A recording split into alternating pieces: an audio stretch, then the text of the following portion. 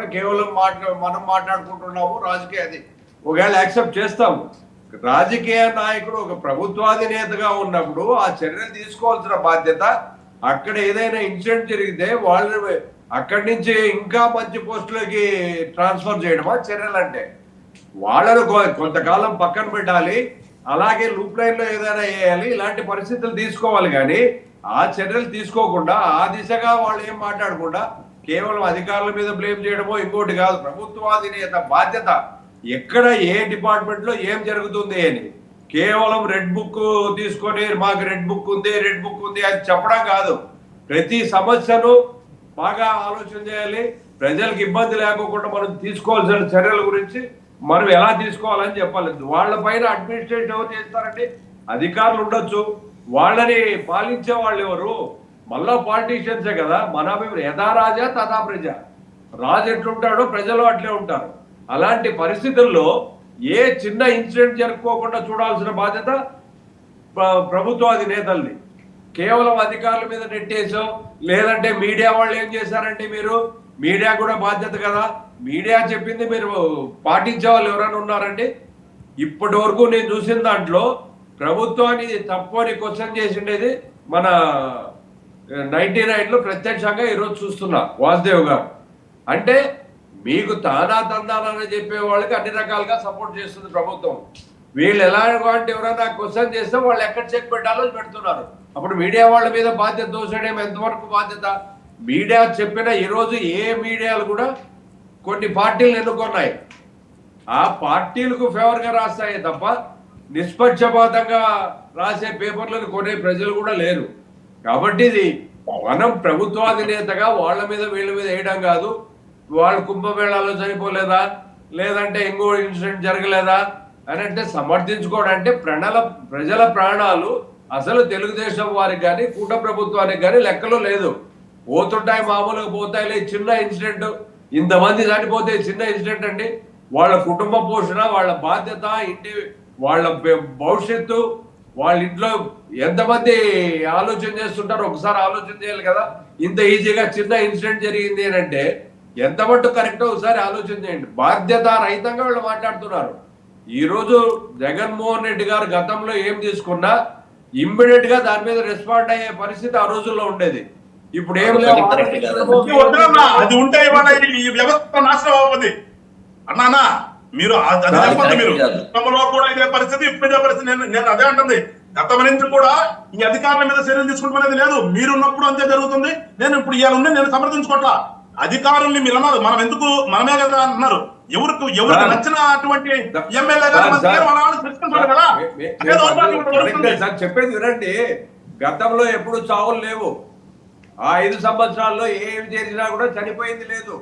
మీరు చెప్పినట్టు రథాల్లో కొంతమంది ఇంటెన్షన్ గా కాల్పించిన పరిస్థితులు, ఎలాగా హిందువులు క్రైస్తవులు డివిజన్ చేయాలనే దాంతో కొంతమంది తెలుగుదేశం వాళ్ళు ఇంకోరో చేయించింది కూడా మనమే పేపర్లో చూసాం, మీడియాలో విన్నాం. అవన్నీ మీరు మర్చిపోతే ఎట్లా? ఒకవేళ కూటమి వాళ్ళని శిక్షించలేదు కదన్నా శివరామరెడ్డి అన్న. వాళ్ళని తెలుగుదేశం వాళ్ళు ఎవరో చేశారన్నారు కదా, వాళ్ళని శిక్షించకుండా ఒక పిక్చర్ మీద వేసేసారు కదా. అది ఇప్పుడు వాళ్ళని శిక్షించలేదా, వీళ్ళని శిక్షించలేదు, అప్పటికి రాంగ్. అది ఆ ఆరోపణ రాంగ్ అంటాను నేను. ఏమంటానంటే రాజకీయ లబ్ధి కోసం మనం అది మాట్లాడేదే తప్ప వాస్తవంగా వైఎస్ఆర్సీపీ ప్రభుత్వంలో ఉన్నప్పుడు దేవస్థానాల విషయంలో జరిగినటువంటి అరాచక సంఘటనలకు సంబంధించి ఏ మాత్రం కూడా స్పష్టత లేదు. మళ్ళా అరాచకాలు జరిగాయని చెప్పొద్దండి. ఏదైనా మంచి జరిగిందంటే ఎండోమెంట్ డిపార్ట్మెంట్ కి 1000 కోట్లు 1500 కోట్ల పైన ఇవ్వడం జరిగింది. నాకు తెలిసి ప్రతి గుడి రిపేర్ చేయడం జరిగింది. ప్రతి కార్యక్రమాన్ని ఇచ్చే రిప్రజెంటేషన్ ఇస్తే శివరామరెడ్డి గారు మీరు చెప్పిన దానికి అనుబంధంగా శివరామరెడ్డి గారు ఒక టెంపుల్ శివరామరెడ్డి గారు వినాల్సిన బాధ్యత ఉంది. మీరు మాట్లాడేటప్పుడు డిస్టర్బ్ చేస్తే నేను కూడా చేయగలను, కానీ ప్రజలకు అర్థం కావాల్సిన అవసరం ఉంది. గతంలో దేవాలయం పైన ప్రత్యేకమైన ఇంట్రెస్ట్ చూపించడం జరిగింది. మరి ఇప్పుడు వచ్చి 10 నెలలు 11 నెలలు అయినా కూడా ఏ టెంపుల్ కైనా పావులా ఇచ్చారండి? గతంలో డబ్బులు కట్టి టెండర్లకు వచ్చినా కూడా ఇప్పటి వరకు పెండింగ్ పెట్టడం జరిగింది. వాళ్ళు డబ్బులు కట్టిన వాళ్ళ చుట్టూ ఆఫీసుల చుట్టూ తిరిగినా ఫలానా నాయకుని రికమెండ్ చేయండి, వీళ్ళు రికమెండ్ చేయండి.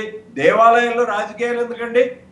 మన అందరికి ఉపయోగపడేది. ఆ రోజు జగన్మోహన్ రెడ్డి గారు క్రిస్టియన్ కాబట్టి ఈ సరిగా పట్టించుకోవడం లేదన్నారు. ఆయన వచ్చినప్పుడే దేవాలయాలు డెవలప్మెంట్ కు ఫండ్ విపరీతంగా పెట్టాడు. మరి మీరు ఎంత పెట్టారు చెప్పండి? ఒక్క నిమిషం రాజకీయాలనే కాదు సార్, రాజకీయాలనే కాదు, మనం అందరూ కూడా చర్యలు తీసుకోవాల్సిన అవసరం ఉంది.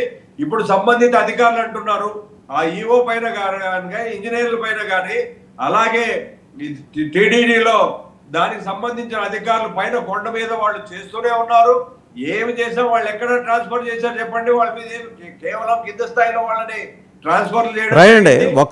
ఇప్పటికీ మన 27 మంది రైట్. ఒకసారి శివరామరెడ్డి గారు ఒక నిమిషం అండి, శివరామరెడ్డి గారు ఒక నిమిషం. ఇప్పుడు మీ ప్రభుత్వ హయాంలో ఒక 9 మంది పిచ్చోళ్ళు రథాలు తగలబెట్టారు, విగ్రహాలు తలలు కోసేశారు, తీసి అవతల పారేశారు. వాళ్ళందరూ పిచ్చివాళ్ళని చెప్పేసి అప్పుడు డీజీపీ గౌతమ్ సవాంగ్ గారు గ్రీన్ సంతకం చేశారు. వీళ్ళు కూడా ఈ ప్రభుత్వం కూడా మినహాయింపు కాదు, అదే గ్రీన్ సంతకాన్ని స్ఫూర్తిగా తీసుకొని వీళ్ళు కూడా పిచ్చోళ్ళు అని చెప్పేసి. ఇప్పుడు మన తిరుపతిలో మీకు గుర్తుందా, రంజాన్ రోజున అంజాద్ ఖాన్ అనే ఒక అతను పిచ్చతను కింద నుంచి స్కూటర్ వేసుకొని 22 కిలోమీటర్లు బోల్డ్ అని 22 హెయిర్ పిన్ బెండ్స్ ఉంటాయి, ఎక్కడ యాక్సిడెంట్ చేయకుండా పైకి వచ్చి అతను పిచ్చోడు, చెవిలో బాగా ఇయర్ ఫోన్ పెట్టుకున్నాడు, చక్కగా మాట్లాడుతున్నాడు. అతను కూడా పిచ్చోడే. అంటే మీ స్ఫూర్తిని వీళ్ళు కూడా కంటిన్యూ చేస్తున్నారు. మీరు ఏమైనా డైరెక్షన్ ఇచ్చారా? అతను ఏమంటాడు, మా తాత ఇక్కడ ఉన్నాడు, ఇక్కడికి వచ్చి ఖురాన్ చదవమన్నాడు మా పైన కొండ మీద, కింద విజిలెన్స్ ఇక్కడ దీనికి తెలుగుదేశం గురుమూర్తి గారే సమానం చెప్పాలి. వాళ్ళు ఏం చేశారు, పోలీసులే నిర్ధారించేశారు, డాక్టర్లు కాదు. అతను పిచ్చోడని చెప్పేసి తీసుకెళ్ళి అక్కడెక్కడో హాస్పిటల్లో చూపించి 4 మందులు రాయించి పంపించేశారు. ఏం మీకు వెంకట గురుమూర్తి గారు మీకు అనుమానం రాలేదా అండి? ఏదైనా ఉగ్రవాద దాడికి సంబంధించిన వ్యవహారంగా దీన్ని మీరు చూడలేదా? వాళ్ళంటే వైసీపీ వాళ్ళు చేతకాని వాళ్ళు ఇంటెన్షనల్గా వాళ్ళు పిచ్చోళ్ళని పెట్టి చేయించారు. మీరు దొరికిన పిచ్చోడిని ఎలా వదిలేశారండి మీరు? పైగా వాడు స్థానికుడట, పోలీసులు ఏమన్నా డాక్టర్లా వాడికి పిచ్చింది అందుకని మందులు ఇస్తున్నామని చెప్పడానికి కిందకి తీసుకెళ్ళి వాళ్ళు జాగ్రత్తగా అప్పచెప్పి, వాడు అంజాద్ ఖాన్ కాబట్టి పైనకి వచ్చి ఖురాన్ చదువుతానన్నాడు కాబట్టి గొడవ జరగకూడదు కాబట్టి. ఏం టీటీడీ ఏమన్నా గాడిదలు కాస్తుందండి? ఒక ఉగ్రవాది పంపించుంటే వచ్చుండొచ్చు కదా అక్కడికి, మనం నమ్మలేం కదా. వాగ్దాన్ గారు, ఇప్పుడు రెండు మతాలకు మధ్యన జరిగినటువంటి సంఘటనని మనం కొంచెం జాగ్రత్తగా ఎందుకు జాగ్రత్త చూడాలండి? నేను మతం గురించి మాట్లాడతాను, నేను వెంకటేశ్వరం గురించి మాట్లాడుతున్నా. నా దేవుడి దగ్గరికి ఒక పిచ్చోడు ఎలా వచ్చాడు నేను అడుగుతున్నది. నా దేవుడి దగ్గరికి ఒక పిచ్చోడు వస్తే టీటీడీ ఎందుకు వదిలేసింది అది అడుగుతున్నా నేను. ఖచ్చితంగా ఇలాంటి సంఘటనల మీద చర్యలు తీసుకోవాలి. ఎందుకంటే అక్కడ వెంకటేశ్వర స్వామి యొక్క పవిత్రతను కాపాడాల్సినటువంటి బాధ్యత ఈ రోజు మాపై ఉంది.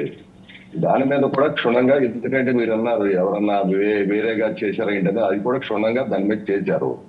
ఇవాళ శివరామరెడ్డి గారు చెబుతున్నారు అసలు వీళ్ళు వస్తే చనిపోతారు ఇచ్చేస్తారని. అంటే జగన్మోహన్ రెడ్డి గారు ఏ రోజైనా బాధ్యతగా ఉండాడా ప్రతిపక్ష నేతగా? నేను ఇందాక చెప్పా, 2 జిల్లాలు అతలాకుతలం అయిపోయి అల్లకొల్లాలం అయిపోతే కనీసం అక్కడికి వచ్చి పరామర్శించారా? కనీసం వాళ్ళ కష్ట సుఖాలు ఏంటో తెలుసుకున్నారా? కనీసం ఆయనకి ఆ రోజున బాధ్యత లేదా? ఇవాళ మేమేదో చేసామని మాట్లాడుతా ఉన్నారు. కరెక్టే, ఎందుకంటే వీళ్ళ టైంలో ఏమి జరగవు. ఎప్పుడైనా సరే కనీసం వీళ్ళు దేనికి నిధులు ఇచ్చారు చెప్పమనండి, ఏం అభివృద్ధి చేశారు చెప్పమనండి. మొత్తం రాష్ట్రం అంతా కూడా గోతులు అయిపోతే, గోతులు పడిపోతే రోడ్లు లేకుండా ఆ గోతుల్లో ఎంతమంది తెచ్చిపోయారో తీయమనండి. సార్ ఈ టాపిక్ లోకి రండి, సార్ ఈ టాపిక్ లోకి రండి, ఆ గోతుల గురించి మళ్ళీ మాడదాం. ఈ టాపిక్ లోకి రండి. గన్నవరం వైద్యం చనిపోయాడు కాబట్టి మేము జరిగిన సంఘటన మేమేమి ఎవరైనా సరే 72 గంటల్లో దాని మీద చర్యలు తీసుకుంటాం. మాకు బాధ్యత ఉంది. ఆ బాధ్యతని మాకు భక్తుల మనోభావాలకు ఇబ్బంది లేకుండా భవిష్యత్తులో మళ్ళీ జరగకుండా కఠిన చర్యలు తీసుకుంటాం. ఎలాంటి ఇదుట్లు ఎవరిని ఉపేక్షించేది లేదు. ఎంతటి వాళ్ళైనా సరే అక్కడ ఈ బాధ్యత ఆ బాధ్యత ప్రకారం రేపు కమిటీ వేసారో ఆ కమిటీ ఆదేశానుసారం చర్యలు ఉంటాయి. మళ్ళీ ఏ దేవస్థానం దగ్గర కూడా ఇలాంటివి జరగకుండా చూస్తాం. అదేవిధంగా ఇవాళ దేవస్థానాలకి కామన్ గుడ్ ఫండ్ కానీ ఇవాళ దేవస్థానాలకి కామన్ గుడ్ ఫండ్ కానీ లేకపోతే అభివృద్ధి నిధులు కానీ ఇవాళ రాష్ట్రంలో ఇస్తున్నాం. మేము ఇవ్వలేదని ఎక్కడన్నా మీరైనా చెప్పండి. ఇవాళ కామన్ గుడ్ ఫండ్ ఇస్తున్నాం, డెవలప్మెంట్ ఫండ్ ఇస్తున్నాం, అన్ని ప్రాంతాల్లో దేవస్థానాలను అభివృద్ధి చేస్తున్నాం. ఎక్కడో కూడా వెనకాడేది లేదు. అభివృద్ధి విషయంలో, దేవస్థానాల విషయంలో మీరు కావాలంటే ఎప్పుడైనా సరే ఇవాళ తిరుమల తిరుపతి దేవస్థానంలో ఆనాడు అన్నదాన కార్యక్రమాన్ని ప్రారంభించింది ఆనాడు మహానుభావుడు నందమూరి తారక రామారావు గారు. సార్ ఈ ప్రశ్నకు సమాధానం చెప్పండి సార్. ఓకే, మీరు చెప్పినవన్నీ నేను అంగీకరిస్తాను. గురుమూర్తి గారు, అంజాద్ ఖాన్ సంగతి ఏం చేశారు? అతన్ని ఎందుకు వదిలేశారు? అతని